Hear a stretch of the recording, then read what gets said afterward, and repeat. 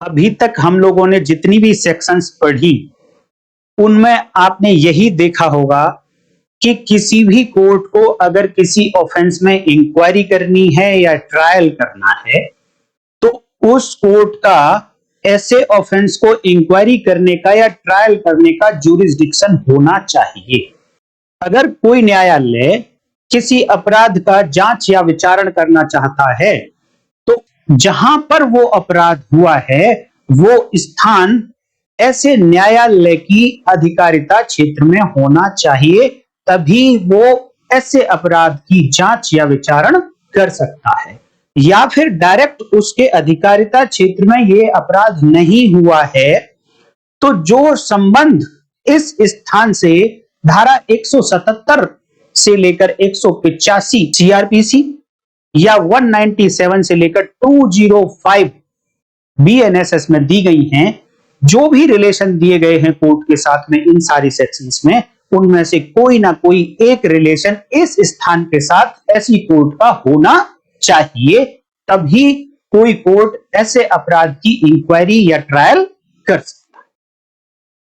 लेकिन आज मैं बड़ी मजेदार बात आप लोगों को बताऊंगा कि एक प्रोविजन भारतीय नागरिक सुरक्षा संहिता में ऐसा भी है जो ये कहता है कि जब कोर्ट का इस अपराध से कोई लेना देना नहीं है, ना तो ये अपराध उस कोर्ट की जुरिस्डिक्शन में हुआ, ना ही इस अपराध से संबंधित कोई कार्य कोई एक्ट इस कोर्ट की जुरिस्डिक्शन में हुआ, तब भी क्या कोई प्रोविजन है जो ऐसे मामले में कोर्ट को पावर देता है कि वो इंक्वायरी कर सकता है? तो आज देखिए मैं प्रोविजन कौन सा है वो थोड़ा आगे बताऊंगा, बट मैं एक एग्जांपल आपको बताता हूं जो प्रैक्टिकल में भी काफी देखने को मिलता है। देखिए मैंने आज स्क्रीन पे आप लोगों के लिए एक मैप लगाया है, जिस मैप में दिल्ली को दिखाया गया, गाजियाबाद को दिखाया गया, फरीदाबाद, गुड़गांव, दिल्ली के जो सैटेलाइट सिटीज हैं उनको दिखाया गया। देखिए कई बार कितने अपराधी ऐसे होते हैं जो रहते हैं गाजियाबाद में, जो रहते हैं फरीदाबाद में, या रहते हैं गुड़गांव में, या रहते हैं झज्जर में, लेकिन अपराध करने कहां आते हैं? दिल्ली में आते हैं। दिल्ली में कहीं भी अपराध किया और लौटकर फिर वापस अपने अपने गांव चले गए। तो ऐसे मामले में हो क्या रहा है? देखिए अपराध कहां हो रहा है? दिल्ली में। तो यहां जो अपराध दिल्ली में हुआ, ऐसे अपराध का विचारण या जांच करने की पावर कौन सी कोर्ट को होंगी? दिल्ली की कोर्ट को होंगी। इन कोर्ट्स जो ये गाजियाबाद, फरीदाबाद, गुड़गांव और झज्जर, इन सारी कोर्ट्स के पास इस अपराध की इंक्वायरी या ट्रायल करने की पावर इनके पास नहीं है, क्योंकि इन कोर्ट्स में कोई भी एक्ट नहीं हुआ है इस ऑफेंस से रिलेटेड। और मैं साधारण शब्दों में कहूं तो सेक्शन 197 बीएनएसएस से लेकर 205 बीएनएसएस तक कहीं भी ये कोर्ट्स, झज्जर वाली कोर्ट, गुड़गांव, फरीदाबाद और गाजियाबाद वाली कोर्ट, कहीं भी इन सेक्शंस में बताई गई कंडीशंस में कनेक्ट नहीं होती है इस अपराध से। इसलिए ना गुड़गांव कोर्ट ऐसे ऑफेंस का इंक्वायरी ट्रायल कर सकती है, ना झज्जर कोर्ट, ना फरीदाबाद कोर्ट, ना ही गाजियाबाद कोर्ट। लेकिन अपराधी ऐसे ही बात का फायदा उठाते हैं। दिल्ली में अपराध किया और जहां के रहने वाले हैं दिल्ली से बाहर, वहां जाके रहने लगे। तो क्वेश्चन मेरा यह है कि इन मैजिस्ट्रेट्स को पता है, झज्जर की मैजिस्ट्रेट, गुड़गांव, फरीदाबाद, गाजियाबाद, इन मैजिस्ट्रेट को पता है कि कोई एक अपराधी है जिसने कोई एक ऑफेंस किया, बट वो इनकी ज्यूरिसडिक्शन के बाहर किया है। फरीदाबाद की ज्यूरिसडिक्शन से बाहर दिल्ली में किया, गुड़गांव की ज्यूरिसडिक्शन से बाहर दिल्ली में किया, झज्जर की ज्यूरिसडिक्शन से बाहर दिल्ली में किया, गाजियाबाद की ज्यूरिसडिक्शन से बाहर दिल्ली में किया। यहां पर जो क्रक्स है वो ये है कि मैजिस्ट्रेट साहब ऐसे हैं कि जिनको जनरली इन सेक्शंस के आधार पर ऐसे अपराध की इंक्वायरी या ट्रायल करने के पावर नहीं है। बट वो एक्यूज जिसने ये अपराध किया वो उनके जूरिसडिक्शन में रहता है, फरीदाबाद में रहता है या गाजियाबाद में रहता है या गुड़गांव में रहता है या झज्जर, इनके जूरिसडिक्शन में रहता है। क्रक्स ये है, मैं अगेन एक बार रिपीट करूंगा, जिन मजिस्ट्रेट साहब को पावर देने जा रहा है कानून, अपराध उनकी स्थानीय अधिकारिता के बाहर हुआ है और इन कंडीशंस में हुआ है कि कोई भी सेक्शन उनको पावर नहीं देती कि ऐसे अपराध की इंक्वायरी या ट्रायल वो कर सके। और उनकी स्थानीय अधिकारिता से बाहर का मतलब है कि पूरे इंडिया में कहीं भी और साथ में इंडिया के बाहर भी कहीं भी। अगर इंडिया में कहीं भी कोई स्थान है बट इनकी अधिकारिता क्षेत्र के बाहर है, तब तो इंडिया में इंक्वायरी या ट्रायल इस ऑफेंस का हो ही सकता है। लेकिन जब ये अपराध हम बाहर की बात करें तो आउट ऑफ इंडिया भी चला जाएगा, तो उनकी कानून ने लिखा कि इनकी ज्यूरिसडिक्शन के बाहर होना चाहिए, और बाहर का मतलब जो रेस्ट ऑफ इंडिया वो और आउट ऑफ इंडिया वो। अगर आउट ऑफ इंडिया भी ऑफेंस हुआ है और उस ऑफेंस को करने वाला एक्यूज इनके ज्यूरिसडिक्शन में रहता है, लेकिन वो ऑफेंस ऐसा था, ध्यान रखिए ऐसा था कि इंडिया में कहीं भी इनके अधिकारिता क्षेत्र को छोड़कर इंडिया में कहीं भी इस अपराध की इंक्वायरी या ट्रायल हो सकता था। तो ऐसी सिचुएशन में इन मैजिस्ट्रेट साहब के पास, जिनके एरिया में वो एक्यूज रहता है, उनके पास क्या क्या पावर्स हो सकती हैं, ये बात करती है 187 सीआरपीसी या 207 बीएनएसएस नए कानून। यहां पर मैजिस्ट्रेट साहब को कुछ पावर्स दी गई हैं, और इतनी पावर दी गई कि जैसे ही उनको यह पता चलेगा कि ऐसा कोई एक्यूज है जिसने अपराध तो उनकी स्थानीय अधिकारिता के बाहर जाकर किया, लेकिन रहता है उनके ज्यूरिसडिक्शन में, रहता नहीं है तो कुछ समय के लिए वहां पर है, इट मींस उसकी प्रेजेंस ऐसे मजिस्ट्रेट साहब के ज्यूरिसडिक्शन में होनी चाहिए। देन वो मजिस्ट्रेट साहब 207 बीएनएसएस 187 सीआरपीसी की पावर्स का यूज कर सकते हैं। अब क्वेश्चन आता है कि पावर्स हैं क्या। नंबर एक बात कि ये मैजिस्ट्रेट साहब इस एक्यूज को कंपेल कर सकते हैं, उसके ऊपर दबाव डाल सकते हैं कि वो इनकी कोर्ट में अपीयर हो, पहली पावर। और ऐसा कंपेल करने के लिए वो पावर्स कहां से यूज करेंगे, तो सेक्शन 187 से पहले पहले कानून में लिखा गया हेयर इन बिफोर। यहां से पहले पहले कानून में जितनी भी धाराएं कंपेल करने के लिए लिखी गई, सम्मन्स इशू कर सकते हैं, वारंट इशू कर सकते हैं, अटैचमेंट कर सकते हैं, वो कंपेल करने के तरीके जहां जहां लिखे गए हैं उन सारी पावर्स का यूज कर सकते हैं, और उसी तरीके से कर सकते हैं कि जैसे कि मान लो उनके ज्यूरिसडिक्शन में अपराध हुआ था तब कर सकते थे। ऐसा लिखा गया है 207 बीएनएसएस। तो पहली पावर तो उनके पास आई कि ऐसे एक्यूज को कंपेल कर सकते हैं कि वो एक्यूज आए और इनकी कोर्ट में अपीयर हो। अब वो अपीयर हो गया, तो भैया अब क्या करेंगे, क्योंकि ए जर्नल लॉ ये कहता है कि ऐसे अपराध का वो ना तो इंक्वायरी कर सकते हैं ना ट्रायल कर सकते हैं। लेकिन इस सेक्शन में थोड़ी छूट दी गई मैजिस्ट्रेट साहब को कि जब वो एक्यूज अपीयर हो गया तो अब इस मैटर में वो इंक्वायरी कर सकते हैं, और ऐसी ही इंक्वायरी कर सकते हैं कि जैसे इंक्वायरी वो उस मैटर में कर सकते थे जब अपराध उनकी अधिकारिता क्षेत्र में, उनके ज्यूरिसडिक्शन में हुआ होता। तो जितनी पावर इंक्वायरी की उनके पास थी वो सारी इंक्वायरी वो अब भी कर सकते हैं, ऐसा 207 BNSS या 187 CRPC में बताया है। अब होगा क्या इस एक्यूज का?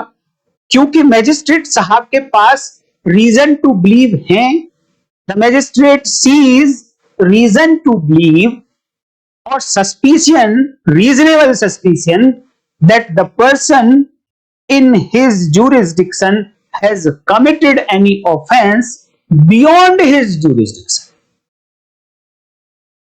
उनके पास ऐसा विश्वास करने का कारण है कि उसने कोई ऑफेंस किया है और किसी दूसरी कोर्ट के जुरिस्डिक्शन में किया है, तो अब इस एक्यूज को वहां जाना चाहिए, उस कोर्ट के सामने अपीयर होना चाहिए। तो वहां अपीयर कराने के लिए इन वाले मैजिस्ट्रेट साहब को क्या क्या पावर्स हैं, इनके पास क्या क्या पावर्स हैं जो इस एक्यूज को दिल्ली के मैजिस्ट्रेट के सामने पेश करा सकें। तो नंबर 1 कि ऐसे एक्यूज को अरेस्ट कराकर वो कस्टडी में इन मैजिस्ट्रेट के समक्ष भेज सकते। लेकिन कब? यहां अपराध का नेचर देखना पड़ेगा कि अपराध का नेचर, ऑफेंस का नेचर ऐसा है कि उसमें जो सजा दी गई या तो डेथ पेनल्टी है, मृत्युदंड का प्रावधान, या लाइफ इंप्रिजनमेंट है, आजीवन कारावास का प्रावधान।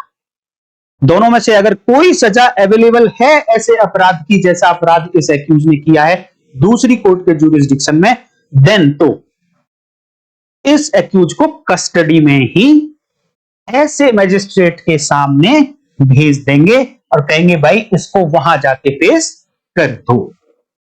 और अगर अपराध ऐसा है, if offence is not punishable with death और not punishable with imprisonment for life, यानी जो अपराध इस एक्यूज ने किया दिल्ली में, रहता यहां कहीं है, लेकिन उस अपराध में सजा ना तो मृत्युदंड है ना लाइफ इंप्रिजनमेंट है, आजीवन कारावास है, तो ऐसी सिचुएशन में अब मजिस्ट्रेट साहब उसको बेल पर छोड़ देंगे। देखिए यहां इसी सेक्शन में उनको कस्टडी में लेने की पावर भी आ गई, इसी सेक्शन में उनको बेल पर छोड़ने की भी पावर आ गई। उसको क्या करेंगे? बेल पर छोड़ देंगे और बॉन्ड लेंगे उससे।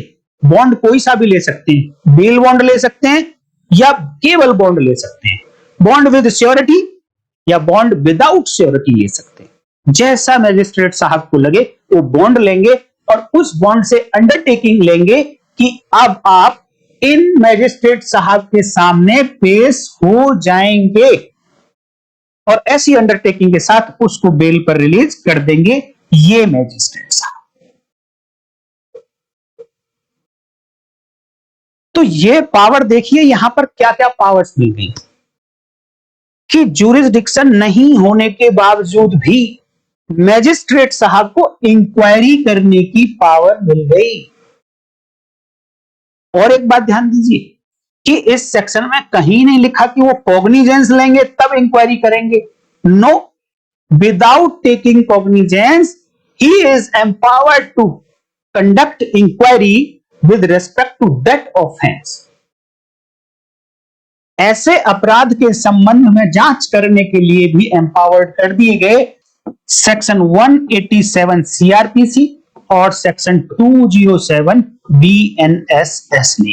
ये एक डिफरेंट टाइप की सेक्शन है जो जुरिस्डिक्शन के चैप्टर में डाली गई है।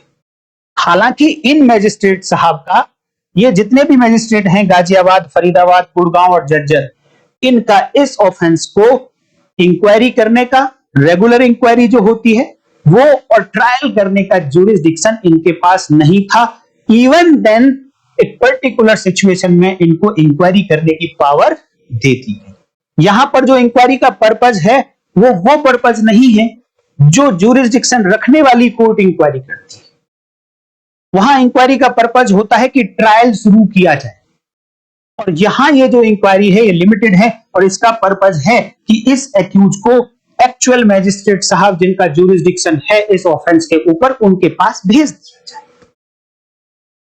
तो ये सिचुएशन तो हुई जब इन सभी मैजिस्ट्रेट्स को पता था कि ऑफेंस इनके जुरिस्डिक्शन में रहने वाले व्यक्ति ने किया है और दिल्ली में किया है। लेकिन ऐसा भी हो सकता है कि मान लो मैजिस्ट्रेट साहब को इतना तो पता है कि उनके जुरिस्डिक्शन में जो व्यक्ति रह रहा है गाजियाबाद में, फरीदाबाद में, गुड़गांव में या झज्जर में, उसने ऑफेंस कहां किया है ऐसा डाउट आ रहा है। वो ऐसा समाधान नहीं ढूंढ पा रहे हैं कि वो डिसाइड कर सकें कि एक कोर्ट कौन सी होगी जिसके जुरिस्डिक्शन में ऐसा ऑफेंस हुआ है और वहीं पर इसकी इंक्वायरी और ट्रायल चलेगा। ऐसा वो डिसाइड नहीं कर पा रहे हैं। देन क्या करेंगे वो? क्योंकि इस एक्यूज को तो या तो कस्टडी में भेजना है उस कोर्ट में, या इससे बेल बॉन्ड लेना है with undertaking to appear before the court. अब कोर्ट ही नहीं पता कि वो कौन सी है, तो ऐसी सिचुएशन में ये सभी मैजिस्ट्रेट क्या करेंगे, अपने अपने हाई कोर्ट को एक रिपोर्ट देंगे और उनसे कहेंगे कि ये सिचुएशन है, ऐसा ऐसा मामला है, मुझे इस एक्यूज को फॉरवर्ड करना है या बेल देकर अंडरटेकिंग लेनी है उससे कि आप उस कोर्ट में अपीयर हो जाइए, बट मैं समाधान नहीं कर पा रहा हूं। I am not able to decide the actual court to which the accused should be forwarded. तो आप बताइए कि मैं कौन सी कोर्ट में इस एक्यूज को फॉरवर्ड करूं। देन हाई कोर्ट डिसाइड कर देंगे कि आप इस पर्टिकुलर कोर्ट में इसको फॉरवर्ड कर दीजिए। देन ये मैजिस्ट्रेट साहब कोई से भी उस पर्टिकुलर कोर्ट में इसको फॉरवर्ड कर देंगे। ऐसा लिखा गया सबसेक्शन 2 ऑफ 187 सीआरपीसी या फिर सबसेक्शन 2 ऑफ 207 बीएनएसएस। और इससे पहले जितनी भी बातें मैंने बताई वो सब लिखी थी सबसेक्शन 1 ऑफ 187 सीआरपीसी या फिर सबसेक्शन 1 ऑफ 20 बीएनएसएस। तो ये आपको एक अलग तरीके की सेक्शन देखने को मिली होगी। अब यहां इतना सा और ध्यान रखिए, अभी तो मैंने एग्जांपल के लिए बताया कि गाजियाबाद में रहता है, ऑफेंस गाजियाबाद के बाहर किया, फरीदाबाद में रहता है, ऑफेंस फरीदाबाद के बाहर किया, गुड़गांव में रहता है या उसके बाहर किया, झज्जर रहता है उसके बाहर किया। तो मैंने एग्जांपल के लिए दिल्ली ले दिया था, और बाहर का मतलब ये होता है कि केवल लिमिट लगाई लेजिस्लेचर ने कि इनके जुरिस्डिक्शन में नहीं होना चाहिए, और बाहर का मतलब कहीं भी ओपन है एकदम, चाहे वो पूरी इंडिया में कहीं भी हो, आउट ऑफ इंडिया कहीं हो, बट एक ही ध्यान रखना है कि उसकी इंक्वायरी या ट्रायल इंडिया में हो सकता हो अपराध ऐसा। इसीलिए देखिए सेक्शन 207 बीएनएसएस या 187 सीआरपीसी का हेडिंग क्या है? Magistrate's power to inquire into an offence committed outside his local jurisdiction.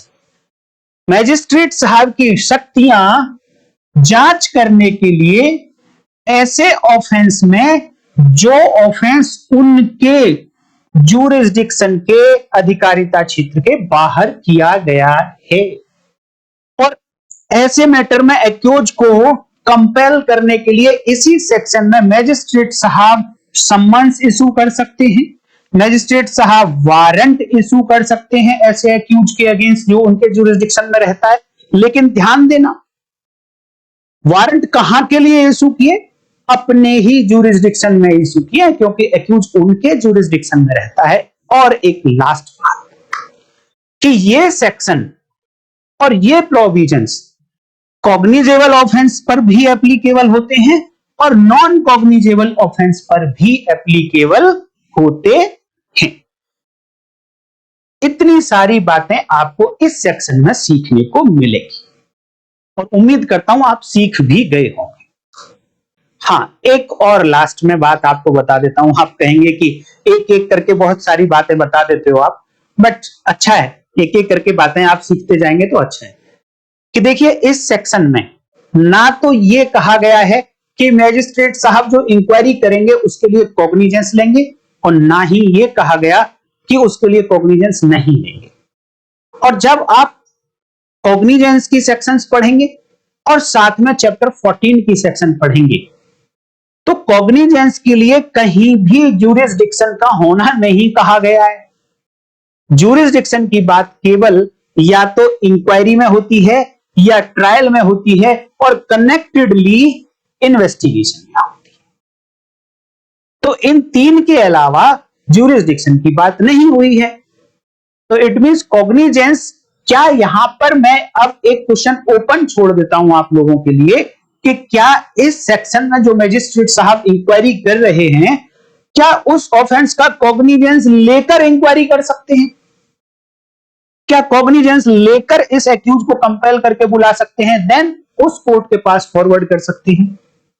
इसका आंसर आप लोग करिए और मैं फिर जब आपके कमेंट्स आएंगे तो मैं बताऊंगा कि क्या इसका आंसर होना चाहिए। तो उम्मीद करता हूं दोस्तों कि ये आपको एक नया प्रोविजन, नई सेक्शन आज आपको देखने को मिली होगी, इंफॉर्मेशन अच्छी लगी होगी। अगर सचमुच में इंफॉर्मेशन अच्छी लगी है तो वीडियो को लाइक करके मुझे कमेंट करके जरूर बताइए कैसी लगी है। अगर वीडियो आपने यहां तक देखी है इतनी देर तक तो आप धन्यवाद के पात्र हैं। मेरी तरफ से आप लोगों को बहुत बहुत धन्यवाद। और आप लोग एटलीस्ट जिन लोगों ने यहां तक देखी वो देख लीजिए कि मेरी रोज आती है वीडियो चैनल पर 11:15 बजे दिन में सुबह 11:15 AM every day I publish my one video. So you are requested to watch it and keep watching it. तो इसी तरीके से नेक्स्ट वीडियो 208 BNSS के साथ फिर मिलेंगे दोस्तों। तब तक के लिए नमस्कार, जय